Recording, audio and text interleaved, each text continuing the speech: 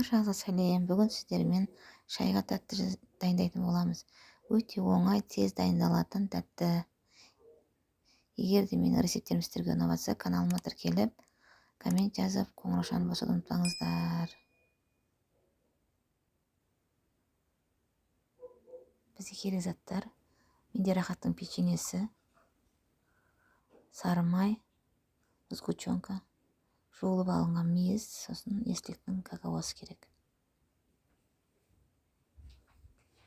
Ең алдымен печеньемізді жақсылап мұжып аламыз, талқан қып.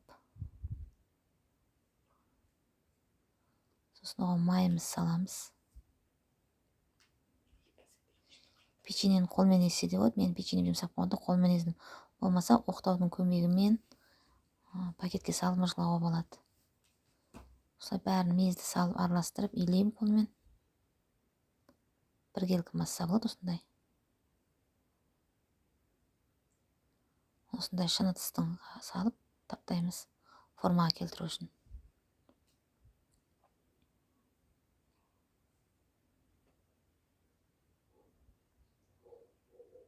Осылай таптап арасын нығыздаймыз.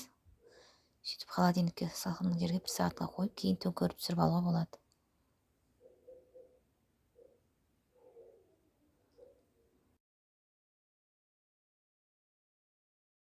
Холодильниктен алдық, 1 сағаттан кейін өсіп төңкеріп, ыдыстан түсіріп алып, қалған сгущенканы өтіне себебім өйткені бетіне кейін шоколадты теркін өткізіп салатын болам.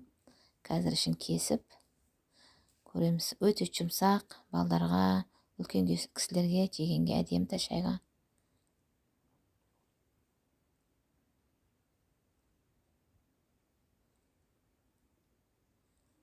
Ішімен осындай болады, мейізі бар.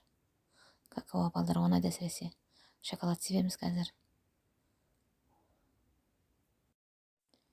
Бетіне шоколадты. Менде рахаттың клетчатый шоколады, теркіден өткізем. Сепсек, балдарға әсіресе шоколад қатты ұнайды. Тез жеп қояды шаймен.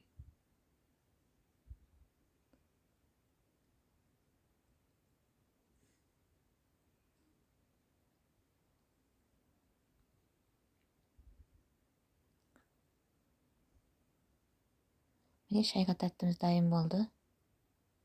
Достар, егер де менің рецептерім сіздерге ұнап жатса, каналыма тіркеліп, коммент жазып, қоңыраушаны басуды ұмытпаңыздар.